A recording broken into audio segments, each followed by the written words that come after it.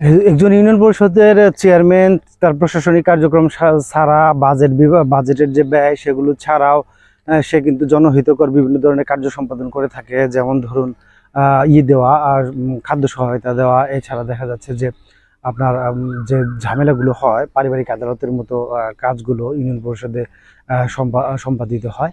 তো এগুলো ছাড়াও তাকে বাহিরে অনেক ধরনের কাজ করতে হয়। স্থানীয় সরকার কর্তৃপক্ষ কিন্তু এই সম্প্রতি একটা আদেশ জারি করেছে, অফিস সময় তাকে ইউপি পরিষদে থাকতে হবে। অর্থাৎ ইউপি পরিষদে যারা সেবা নিতে যান তারা কিন্তু চেয়ারম্যানকে গিয়ে পায় না, অথবা দেখা যাচ্ছে যে সে বাহিরে অন্য কাজে বা ওই পরিষদের কাজেই হয়তো বা ব্যস্ত থাকে। তো সরকারের নির্দেশনা আসছে যে ইউনিয়ন পরিষদের একজন চেয়ারম্যান সে যেন অফিস সময়ে অফিসে থাকে এবং অন্য কোথাও দূরে কোথাও বা যদি যায়, সে কোনো কাজে যায়, তাহলে সেটি যেন স্থানীয় যে আছে আপনার অফিসার আছে, অর্থাৎ উপজেলা অফিসার আছে, তো ইউএনওর কাছে সে রিপোর্টিং করে তারপরে যাবে।